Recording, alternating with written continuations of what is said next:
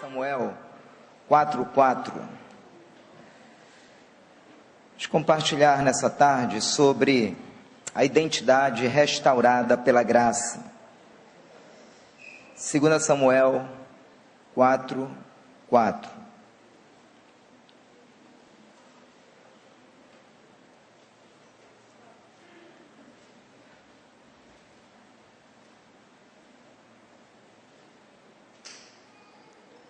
Amém? Acharam? A palavra do Senhor diz assim: Jonatas, filho de Saul, tinha um filho aleijado dos pés. Era da idade de 5 anos, quando de Jezreel chegaram as notícias da morte de Saul e de Jonatas. Então sua ama o tomou e fugiu. Sucedeu que, apressando-se ela a fugir, ele caiu e ficou manco. Seu nome era Mefibosete. Vamos orar? Pai, muito obrigado por esta tarde maravilhosa. O teu nome está sendo exaltado neste lugar, Senhor. O teu nome, que está acima de todo nome, está sendo glorificado nesta tarde. Tu és tremendo, Senhor. Tu és exaltado, Senhor. Tu és magnífico. Tu és poderoso. Tu és formoso. Tu és o Criador dos céus e da terra. O teu trono, Senhor, está estabelecido acima dos querubins. Todo poder e todo domínio pertence ao Senhor. Toda autoridade no céu e na terra está sob o controle do Senhor. Desde o nascente do sol até o poente dele, o teu nome tem sido engrandecido entre as nações da terra. Grande é o Senhor, temível nas batalhas, Senhor dos exércitos, Deus forte e poderoso. Teu nome é exaltado nessa tarde, Senhor. Pedimos, Pai, que teu Espírito tenha total liberdade nesse lugar, para falar aos nossos corações.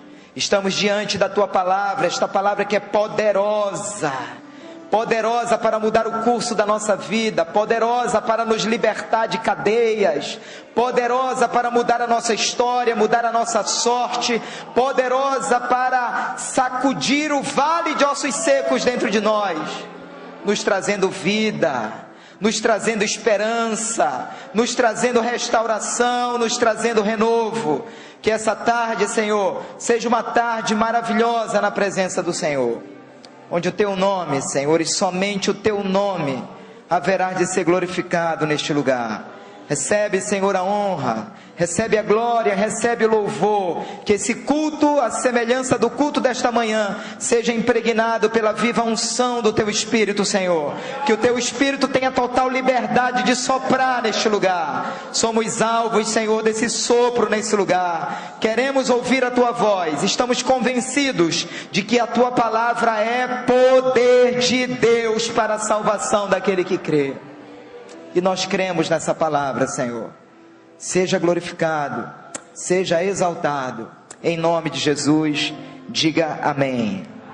Você pode se sentar, queridos. Essa é uma das palavras que Deus tem feito arder no nosso coração nesses dias, e eu não poderia deixar de compartilhar com vocês sobre a história deste homem chamado Mefibosete, cuja história nos fala muito sobre a graça de Deus e como essa graça opera na nossa vida. Escute, igreja, eu, pastor Marcelo, estou plenamente convencido, e eu quero terminar o meu ministério nessa terra e os meus dias nessa terra crendo nisso que eu vou lhe falar. Eu estou convencido de que conhecer a nossa identidade em Cristo é uma das experiências mais apaixonantes da vida cristã. É uma das experiências mais empolgantes da vida cristã. É uma das experiências mais eletrizantes, mais contagiantes da vida cristã. É uma das experiências que faz a gente querer ficar dando glória a Deus toda hora. Olha aí. Tem algum glória a Deus aqui nessa tarde? Queridos, conhecer a nossa identidade em Cristo É uma experiência arrebatadora, porque o que Jesus fez na cruz foi poderoso, poderoso demais. Agora escute, entre entender a nossa identidade em Cristo e vivenciá-la, existe uma caminhada, e muitas vezes uma árdua caminhada. Por que, pastor, árdua caminhada? Porque essa caminhada vai exigir de cada um de nós renúncias, renúncias das quais a carne não quer fazer, renúncias das quais a nossa natureza terrena não quer estabelecer, mas vai exigir renúncias.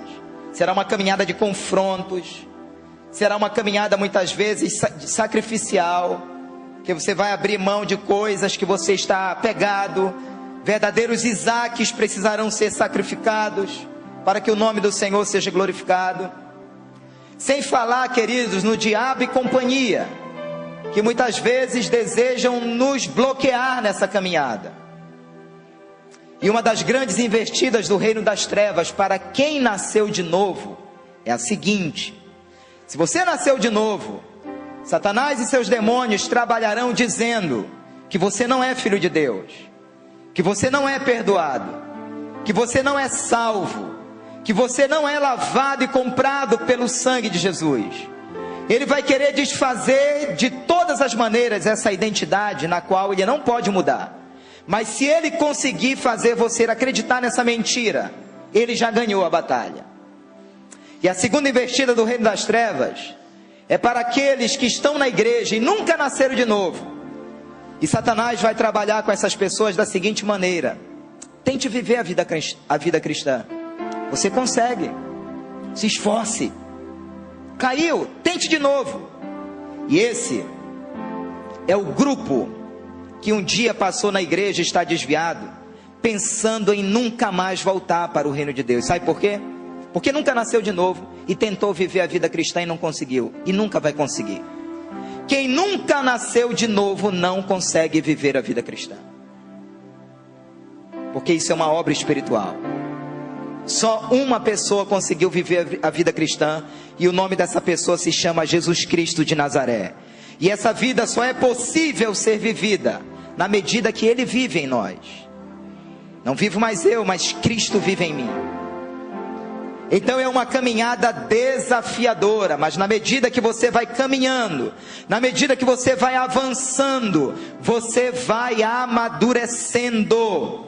E o que nós pastores mais desejamos ver na IBMA é uma igreja amadurecida pela palavra.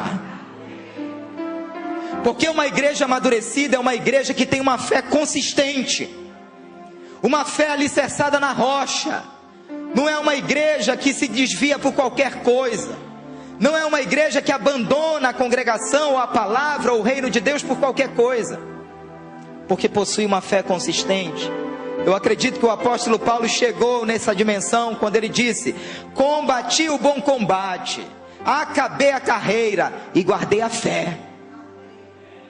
E é curioso, Felipe, que ele disse bom combate. Paulo não chamou o combate de ruim, não. Paulo não chamou o combate de fardo, não. Ah, não aguento mais esse fardo, não. Paulo não chamou esse combate de canseira, não. Foi bom combate. Sabe por quê? Porque quando Jesus vive em nós, Ele guerreia as nossas guerras. Quando Jesus vive em nós, Ele vai na frente. Quando Jesus vive em nós, Ele acalma a tempestade. Ali estava Jesus naquele barco e os discípulos atemorizados, e Jesus dormia. Sabe por quê? Aquela tempestade não estava dentro dele. Eu declaro isso sobre a sua vida profeticamente, que você vai atravessar tempestades sem que as tempestades estejam dentro de você. Em paz me deitarei e dormirei, pois só Tu, Senhor, me fazes habitar em segurança. Então, compreenda algo nessa introdução. No dia em que você aceitou a Cristo como Senhor e Salvador, nascendo de novo no reino de Deus, naquele dia, naquele exato momento, naqueles minutos em que você se arrependia, você estava recebendo imediatamente uma nova identidade. Você recebeu ali, naquele dia. Agora, sem a compreensão dessa nova identidade, nós não viveremos uma vida cristã vitoriosa dia após dia. A mensagem dessa tarde está propondo para você viver uma vida cristã vitoriosa dia após dia. Eu não estou lhes falando de uma vida vitoriosa esporadicamente. Pastor, tive 3 vitórias no ano de 2015. Muito fraco essa vida que você viveu em 2015. Deus propõe uma vida cristã abundante, vitoriosa, dia após dia, de segunda a segunda, de terça a terça, de quarta a quarta, e não somente nos finais de semana, porque tem crente que acha que precisa ser cheio do Espírito só no domingo. Aí chega domingo, ele se anima, vem para a igreja, canta os louvores, ouve a palavra, ora, se enche do Espírito. Aí chega a segunda, ele começa a esvaziar. Como ele não frequenta o culto de terça mesmo, misericórdia, aí ele fica pior ainda. Quarta-feira ele está zerado do Espírito. Quinta-feira ninguém aguenta mais esse crente, porque tem crente que só presta cheio do Espírito. Seco do Espírito é só a graça e a misericórdia, como diz o pastor Ebe, misericredo. Sexta-feira ele está torcendo para chegar o domingo, para ele se encher de novo. Irmãos, isso é uma vida miserável. Isso não é a vida que Deus quer para cada um de nós.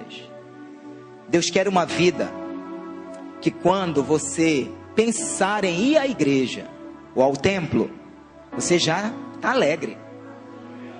Alegrei-me quando me disseram: vamos à casa do Senhor, pois mais vale um dia nos teus átrios do que 1000 anos nas tendas da perversidade. Crentes que já chegam na congregação cheios, animados. Esse já é o segundo culto que eu estou frequentando hoje, irmão. Eu ainda venho por da noite. Sei de meus imitadores como eu sou de Cristo. Chega animado.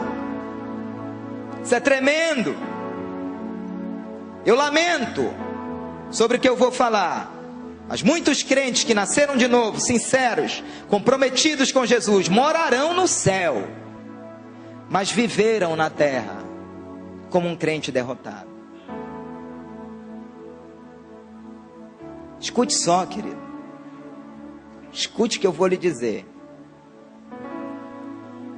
Em Cristo nós já somos cidadãos dos céus. Não somos mais dessa terra.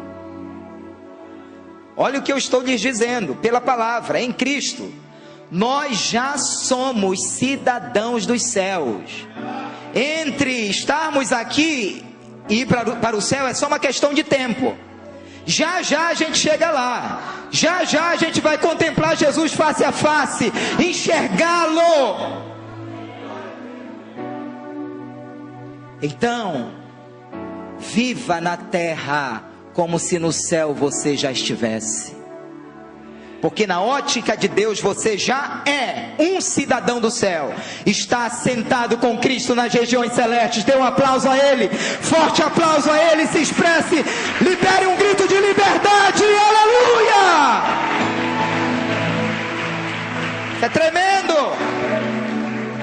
E eu vou mais além ainda.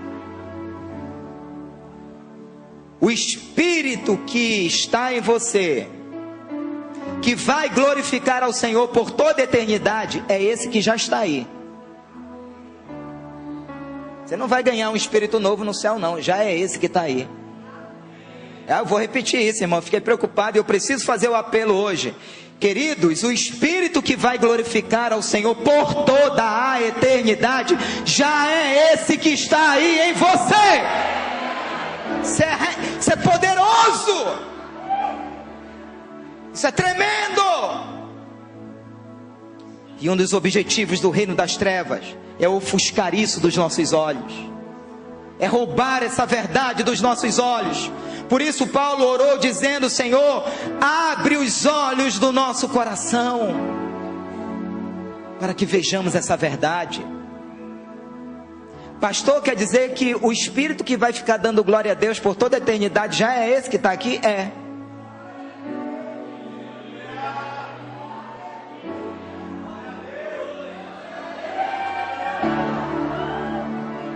Vá treinando, meu irmão.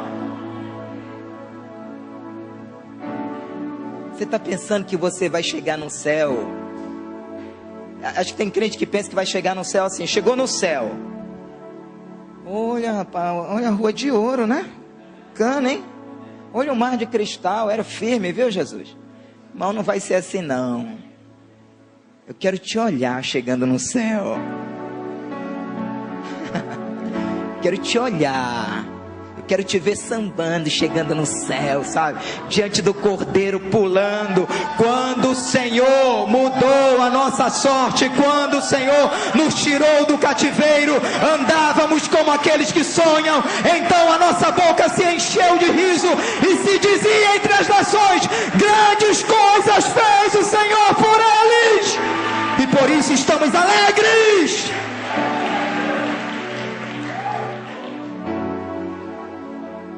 Sabe quando é que a nossa adoração vai ganhar uma compreensão tão poderosa? Quando nós tivermos noção do quão perdidos nós estávamos, do quão depravado nós éramos. Enquanto você se achar o bola da vez, o bonitinho, a bonitinha, não, ele tinha que me amar mesmo. Enquanto você se achar tão orgulhoso, tão soberbo e tão autossuficiente, achando que Jesus prestou um serviço para você, sua adoração não tem a dimensão que ela deveria ter. Nós merecíamos o inferno. Adão pecou, consequentemente toda a humanidade. Isso foi uma desonra ao coração de Deus. O pecado entrou no mundo, a morte entrou no mundo, decorrente dessa desobediência. E na medida que nós refletimos o quão perdido nós estávamos, ó quão cego eu andei e perdido vaguei, a nossa adoração ela vai ganhando outra dimensão, ela vai se tornando mais apaixonante, a nossa entrega ela é maior, a nossa rendição ela é maior. Eu diria, e eu quero morrer pregando isso, que os dois principais fundamentos da vida cristã é conhecer a Deus na sua profundidade, na sua intimidade, e saber quem nós somos nele. Se você focar a sua vida nesses dois fundamentos, ninguém vai te segurar como crente. Ninguém. Conhecer a Deus através de um relacionamento íntimo e profundo, e saber quem você é nele. E por isso eu escolhi a história de Mefibosete, porque para mim ela ilustra perfeitamente esse efeito da graça e da ação do amor de Deus na vida de um homem. Mefibosete, que era um príncipe, havia nascido para reinar, havia nascido para dominar, para governar, e numa fuga, a sua ama colocou ele no colo aos 5 anos de idade. E naquela fuga, correndo, ela tropeçou, Mefibosete cai no chão, e ele fica manco, coxo, de ambos os pés. E ele passa a viver então, segregado numa cidade chamada Lodebar, isolado de tudo e de todos. E o que teríamos, pastor, para aprender sobre a graça de Deus nessa tarde? Em primeiro lugar, diga comigo: a graça de Deus restaura a nossa autoimagem. A história sobre Mefibosete, ela é contada em 2 Samuel capítulo 9. Abre a sua Bíblia em 2 Samuel capítulo 9, versículo 8.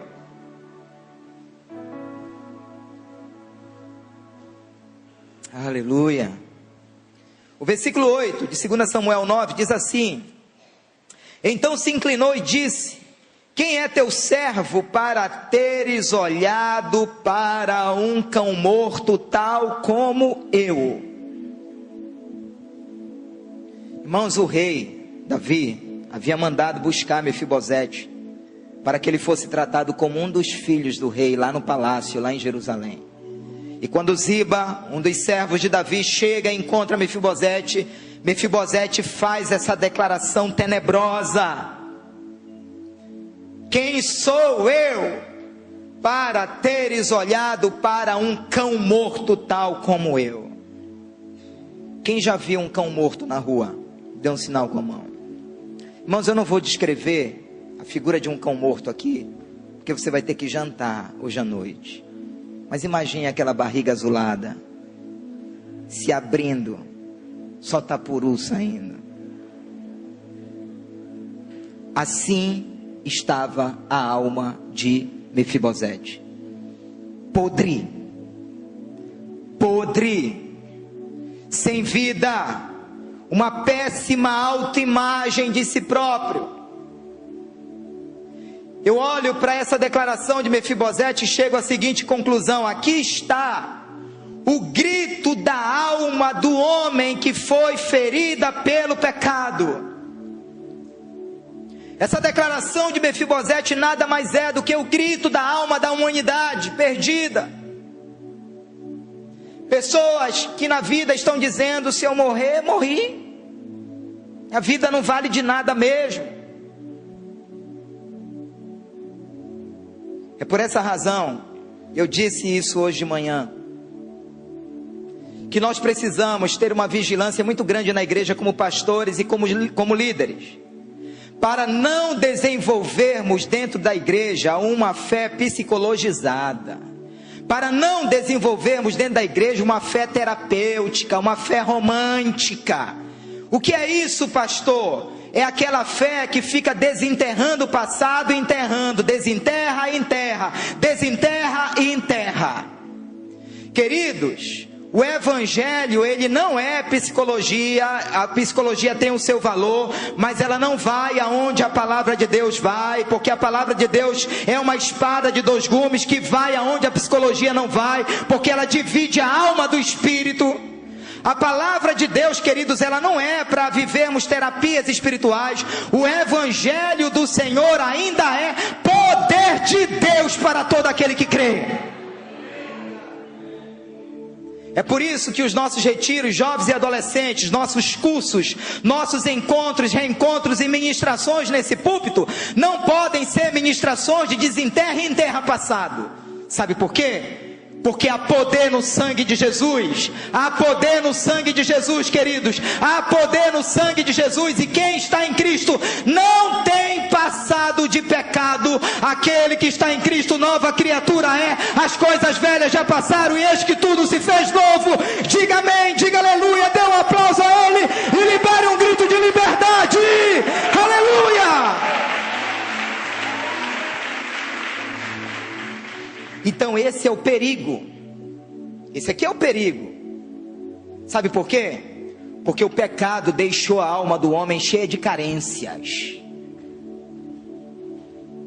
Aí a gente fica querendo buscar as respostas, os motivos e as razões para essas carências, para esses traumas. Queridos, a resposta é uma só: o pecado. Vai buscar os que os meus pais fizeram, o que os meus avós fizeram, que vai bater lá em Adão.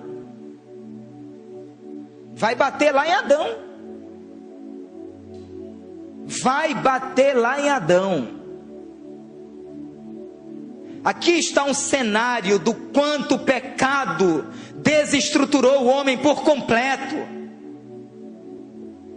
Perdi um amigo na época da adolescência chamado Glairton, um rapaz bonito, rapaz. Cabelo louro, rapaz assim, saradão, mas não se amava, achava que não tinha valor, pegou o revólver do pai e se matou, porque o pecado desestruturou o homem por completo. Adão pecou. Quem foram os seus antepassados que pecaram? Qual foi a ascendência de Adão? Qual foi a hereditariedade de Adão? Não teve. Então nós precisamos admitir isso, que a raiz de todos os males na alma de um homem se chama pecado.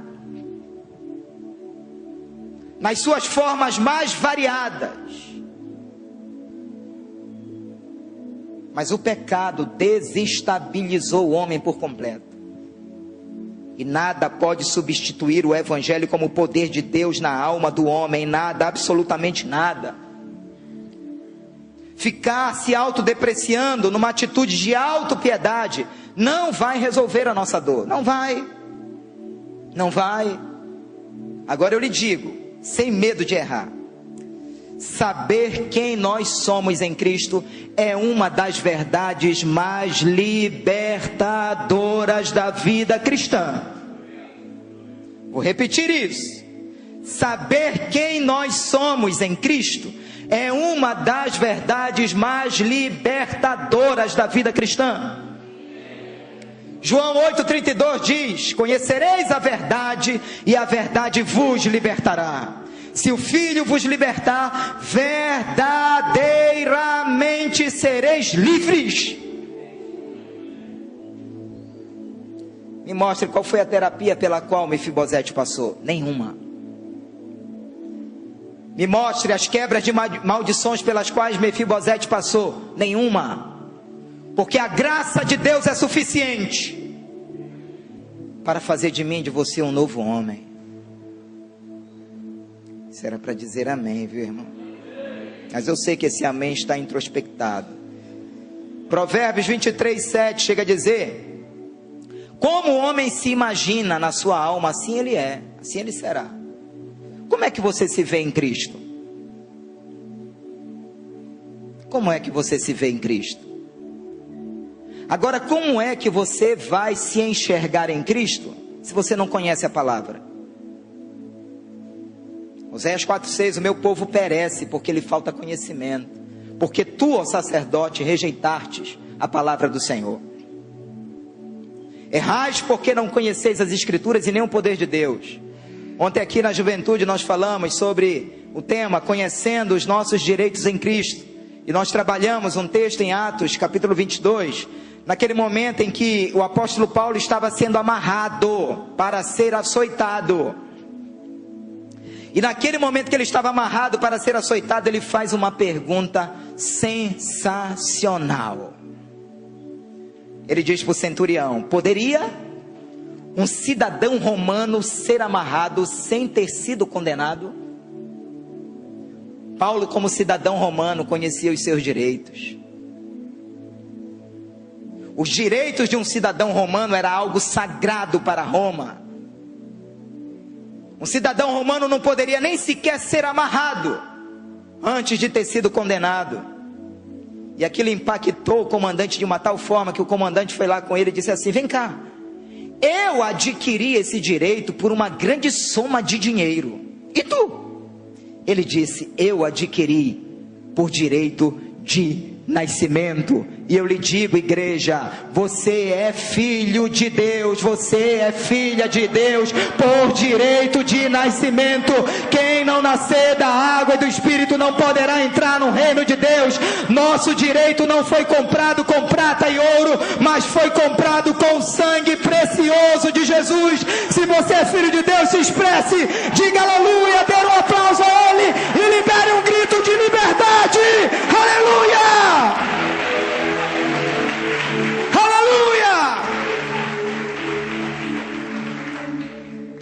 Direito de nascimento. Você é um filho de Deus. Você só vai pegar peia do inimigo na medida que você desconhecer os seus direitos. Quem é você? Como é que você se vê? Ah, pastor, eu me vejo tão complexado, em complexo de inferioridade. Eu já falei para vocês que na minha adolescência, na época que eu era pequeno,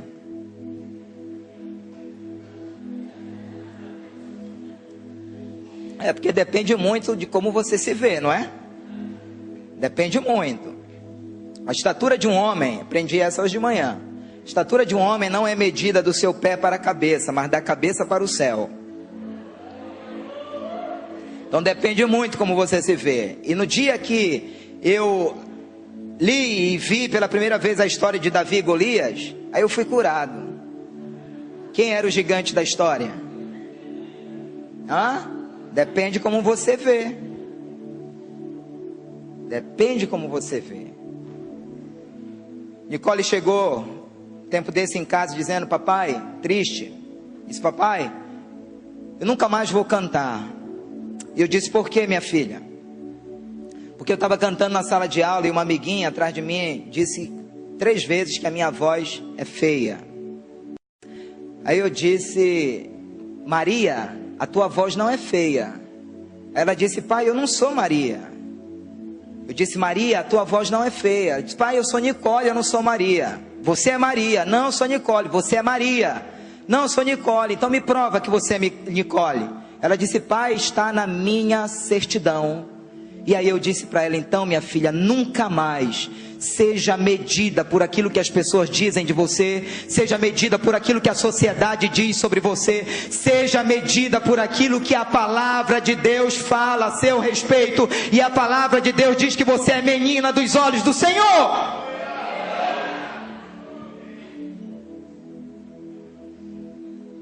São muitas vozes, queridos. Qual é a voz que governa a sua vida? Qual é a voz que norteia a sua vida? Ali estavam os espias, 10 deles se vendo como gafanhotos diante do gigante, se vendo como gafanhoto. Ali estava Gideão, Deus chamando Gideão para uma grande obra, e ele dizendo: Senhor, eu sou menor, não vou. E Deus dizendo: homem valente, homem valente, homem valente. E ele se sentia incapaz.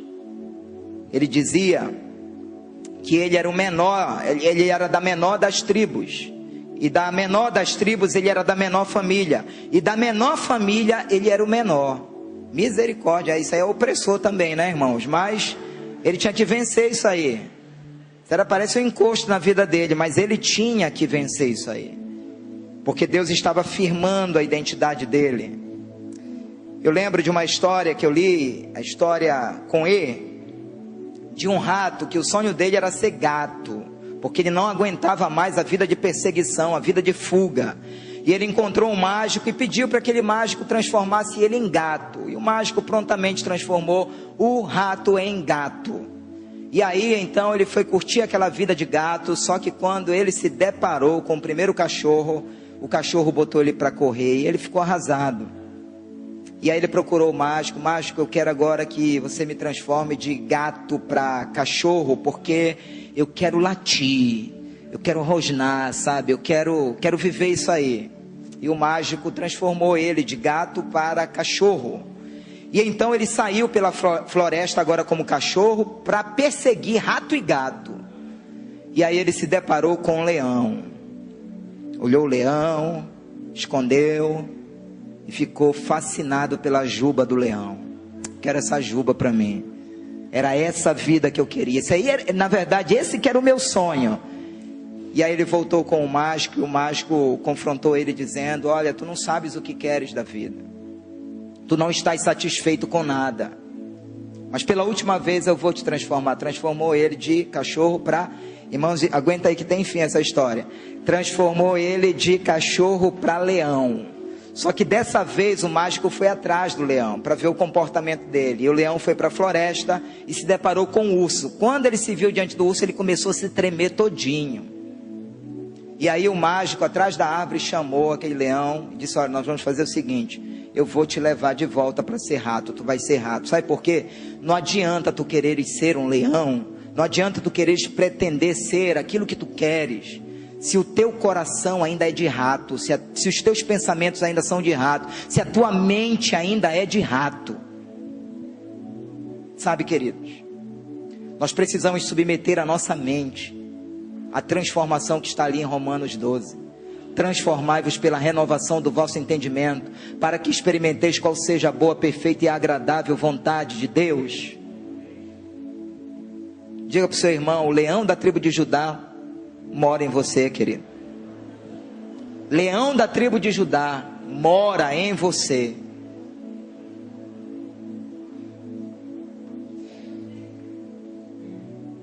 Alguém já disse que é mais difícil destruir pensamentos negativos do que destruir uma cidade. Isso é um problema. Então pare de se ver como um cão morto. Pare de se ver como um miserável, como um coitadinho. Eu chego a pensar que Mefibosete não estava precisando de cura nos seus pés, ele estava precisando de cura na sua alma, na sua identidade. Porque uma vez curado na identidade, ninguém seguraria Mefibosete. Em segundo lugar, diga comigo, a graça restaura nosso senso de pertencer. Olha o versículo 7 de 2 Samuel 9. Então lhe disse Davi, não temas, porque usarei de bondade para contigo, por amor de Jonatas teu pai, e te restituirei todas as terras de Saul teu pai, e tu comerás pão sempre à minha mesa. Olha que lindo. O rei estava restaurando dentro de Mefibosete o senso de pertencer. As terras do teu pai, Mefibosete, todas elas te serão restituídas. Tu sonhastes um dia, Mefibosete, em comer da mesa do rei. E isso está sendo restituído na tua vida. Sabe, amados, esse senso de pertencer, ele foi perdido lá no Jardim do Éden. E Mefibosete estava sendo restituído aqui. Mefibosete foi levado por Ziba ao rei, e nós fomos levados a Deus por intermédio de Cristo. Isso está aqui em Efésios 1, versículo 4 e 6, quando diz: assim como nos escolheu nele antes da fundação do mundo, para sermos santos e irrepreensíveis perante ele, em amor, nos predestinou para ele, para a adoção de filhos, por meio de Jesus Cristo, segundo o beneplácito de sua vontade, para louvor da glória de sua graça, que ele nos concedeu gratuitamente no amado. Igreja, em Cristo, nós somos totalmente aceitos. Em Cristo nós somos restituídos. Mefibosete nada precisou fazer para ser restituído. Ele foi chamado como ele estava. E assim aconteceu com cada um de nós. Nós não somos aceitos por Deus por aquilo que fazemos. Esse é o grande engano da vida cristã. É você achar que Deus te olha pela ótica humana. Sabe, queridos, quando Deus nos olha, Ele enxerga Cristo em nós. É a única coisa que nos faz aceitáveis diante de Deus, é Cristo em nós, a única. Não há nada que você faça na vida cristã que aumente o amor de Deus por você, nada. Se liberte dessa cultura do fazer. Que o seu fazer seja uma consequência daquilo que você é no Senhor. Nunca queira impressionar ao Senhor fazendo alguma coisa. Ele nos olha pela ótica de Cristo em nós. Quem morreu na cruz foi Jesus, não foi você, não foi eu. É o único sacrifício aceitável diante do Senhor. Mefibosete, ele merecia a morte, como nós também merecíamos, mas por causa de uma aliança, ele foi resgatado. A aliança de Cristo na cruz nos resgatou. O pecado, queridos, nos programou para vivermos caídos, nos arrastando, mendigando atenção, mendigando reconhecimento, mendigando aceitação, mendigando filiação. O pecado nos programou para isso. É por essa razão que o ser humano é cheio de carências emocionais. Agora entenda algo: se você não se sentir aceito por Deus, dificilmente você vai desenvolver um relacionamento íntimo com Ele.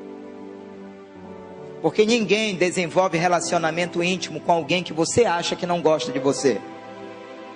Você não frequenta a casa de alguém que você acha que não gosta de você. E esse é um problema. Se você não entender o amor de Deus por você, você não vai conseguir desenvolver relacionamento íntimo com Ele. Mas na medida que você compreende isso, isso é tremendo. Sabe por quê? Porque a compreensão do amor de Deus aplaca as nossas carências emocionais. Na medida que você compreende o amor de Deus, você vai ficando menos dependente das pessoas, dos sistemas, das liturgias, e vai ficando mais dependente dele. Isso é tremendo. Isso é tremendo. Tem discipulador fazendo discípulos para si. Isso é um problema. Nós precisamos fazer discípulos para o Senhor. Você tem que depender do Senhor. A igreja de Coríntios vivia isso. Uns diziam que era de Paulo, outros de Apolo, mas quem dá o crescimento é o Senhor, não é o discipulador. É o Senhor que nos faz crescer. É o Senhor. Nós somos apenas canais, instrumentos. Não endeuse o seu discipulador. E discipulador não queira ser endeusado por ninguém. Somos meros canais, por onde a tinta passa, por onde flui o rio de Deus. Posso ouvir amém? Então, eu preciso tomar uma decisão. Ou eu vou viver a vida cristã como um cão morto, ou eu vou viver a vida cristã como um príncipe. Tem algum príncipe aqui nessa tarde? Tem alguma princesa aqui nessa tarde? Sabe, enche o peito, querido, levanta a cabeça. Você é príncipe, princesa, é isso aí. Olha aí, Felipe, a princesa que Deus te deu. É isso, querido. Como você se enxerga? Uma vez arrumando umas coisas lá em casa, querido, eu tinha uma foto velha da época que eu era do mundo, eu era horrível.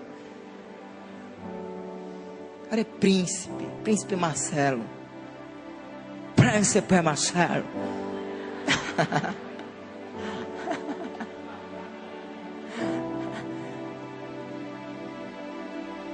Cumprimente a pessoa que está ao seu lado dizendo: seja bem-vindo, príncipe do Senhor, princesa do Senhor.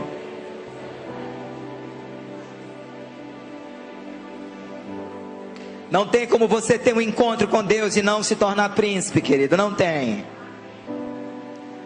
Não serás mais Jacó, mas serás Israel, príncipe de Deus. Eu aplauso a ele, príncipes.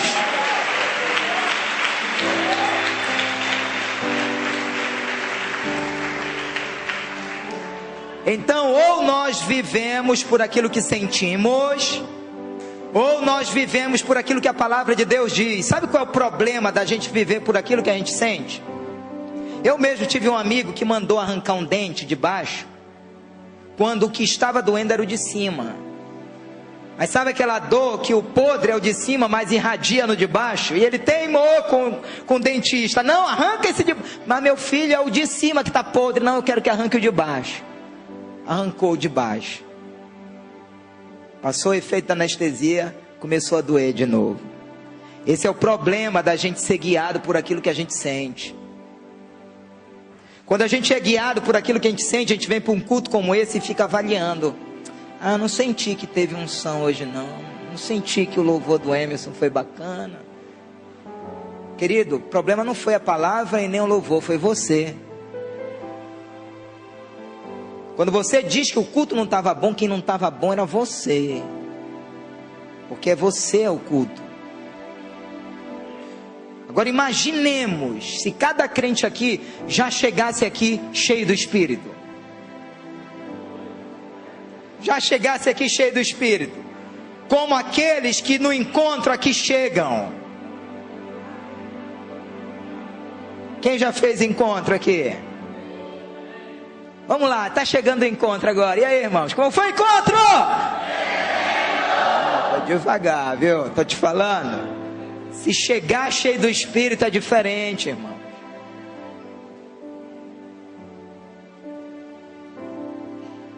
A boca fala daquilo que está cheio o coração. Não tem como, querido. É fonte. Vida cristã é uma fonte aberta dentro de você. Fonte ninguém tampa. Pode pegar uma fonte, coloca a mão, a água brota do outro lado. Fonte ninguém fecha.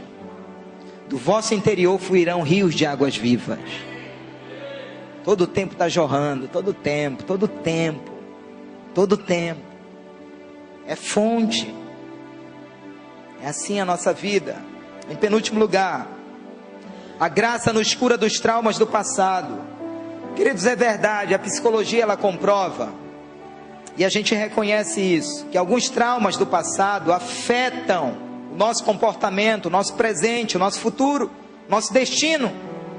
E assim estava Mefibosete, que havia nascido para ser príncipe, mas por causa de uma queda, ele estava afetado na sua alma, seu comportamento. Mefibosete, ele tinha tudo para culpar a Deus, dizendo: Deus, tu me abandonaste, Deus, tu não cuidaste de mim, Deus, tu não estavas ali naquele momento em que aquela criada tropeçou. Mas não, o amor de Deus foi tão tremendo que Mefibosete, ele não foi esquecido. Sabe, igreja, em Cristo nós fomos lembrados também. Em Cristo nós não fomos esquecidos. Uma queda que ocorreu com Adão e Eva trouxe todas essas mazelas para a nossa vida, mas em Cristo nós fomos lembrados. O nome Mefibosete significa vergonha. Ele vivia em Lodebar, ele vivia ali em Lodebar como escravo das mazelas da sua alma, mas ele teve a sua sorte restaurada, sem que nada merecesse, sem que nada fizesse. O rei usou de bondade para com ele, e o que é tremendo é que o rei não olhou Mefibosete como um aleijado, mas como um príncipe, como um filho. Isso está no versículo 11 de 2 Samuel capítulo 9. Disse Ziba ao rei: segundo tudo quanto meu senhor o rei manda a seu servo, assim o fará. Comeu, pois, Mefibosete à mesa de Davi, como um dos filhos do rei. Que lindo isso! Você é filho do rei. Você é filho de Deus. Você é filha de Deus. Você foi chamado para comer numa mesa de banquete. Vida cristã é uma mesa de banquete diante de nós. Nem só de pão viverá o homem, mas de toda a palavra que sai da boca de Deus. E o que é lindo nisso é que quando Mefibosete se assentava na mesa do rei, sabe onde era que ficavam as suas pernas? Debaixo da mesa. Debaixo da mesa. O sangue de Jesus, ele cobre as nossas deficiências. O sangue de Jesus, ele cobre as mazelas do pecado na nossa vida. Há poder no sangue de Jesus. Dê um aplauso a ele, queridos. Há poder no sangue de Jesus.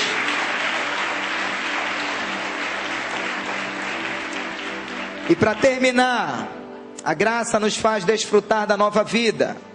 O versículo 13 diz: morava Mefibosete em Jerusalém, porquanto comia sempre à mesa do rei, e ele era coxo de ambos os pés. Irmãos, a graça de Deus é um presente. É um presente. O rei não mandou melhorar a vida de Mefibosete. Ele poderia ter mandado construir uma casa legal lá em Lodebar. Vamos dar uma forcinha aí para o Mefibosete, vamos construir uma casa. Queridos, Jesus não veio para melhorar a vida de ninguém, não. Ele veio nos dar nova vida.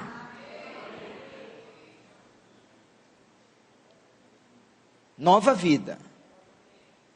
Nova vida. A vida que está em nós é a vida do próprio Cristo, ressuscitado em glória. É essa vida que está em nós. O evangelho não é melhorar, não. É uma nova proposta completamente radical, de um espírito que estava morto dentro de você e ele foi recriado. Tudo se fez novo. Romanos 5,8 diz: mas Deus prova o seu próprio amor para conosco pelo fato de ter Cristo morrido por nós, sendo nós ainda pecadores. Deus nos amou a despeito da nossa condição. Ele veio para os seus, mas os seus não os receberam. João 1,12. Mas a todos quantos o receberam, deu-lhes o poder de serem feitos filhos de Deus. Agora, se você é um crente, filho de Deus, que acredita que está debaixo de maldição, o problema é seu. Se você é um filho de Deus que acredita que o diabo pode te dar uma surra, esse problema é seu. Se você é um filho de Deus que acredita que o diabo pode te punir, esse é um problema seu. Porque nenhum pai amoroso entrega o seu filho para um vizinho corrigir. Se a minha filha quebrasse uma vidraça lá fora, eu jamais deixaria que o meu vizinho corrigisse a minha filha. Nós temos um pai amoroso, que nos disciplina, porque Ele nos ama. Muitas vezes a disciplina é dura, mas Ele não nos deprecia, Ele não nos abandona, Ele não nos ridiculariza. Quando nós estávamos no império das trevas, Satanás pintava e bordava conosco. Agora não, nós temos um pai. Satanás pode ser até maior do que eu e você, mas ele não é maior do que aquele que está dentro de nós. Maior é aquele que está em vós do que aquele que está no mundo. Diga amém, dê um aplauso a ele, libere um grito de júbilo. Aleluia!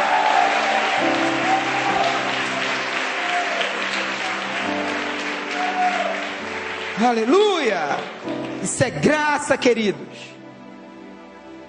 Mefibosete, de inimigo do rei, foi chamado para ser um dos filhos do rei. E por fim, o versículo 1 do capítulo 9 diz, eu achei tremendo esse versículo 1 aqui, como a Bíblia é linda. Sabe como foi o convite? O convite foi assim: porventura há alguém da casa de Saul para que eu use de bondade? Diga, há alguém? Sabe, irmãos, nós fomos esse alguém, porque a graça, ela é para todos. A graça de Deus, ela não faz acepção de pessoas. A bondade não foi endereçada para Mefibosete, o convite foi a alguém, e foi onde Mefibosete entrou. A graça de Deus é exatamente assim. Qualquer um pode ser agraciado. A graça de Deus é uma ação incondicional do amor de Deus pelos homens. Nada podemos fazer para que Deus nos ame mais. Nessa tarde, eu quero convidar você a dizer ao Senhor: Pai, muito obrigado por esse amor. Eu quero convidar você a se ver em Cristo como um filho amado, como alguém que nada precisou fazer. Você é perdoado. Não há mais condenação para aqueles que estão em Cristo Jesus. Você crê nisso? Então fique em pé.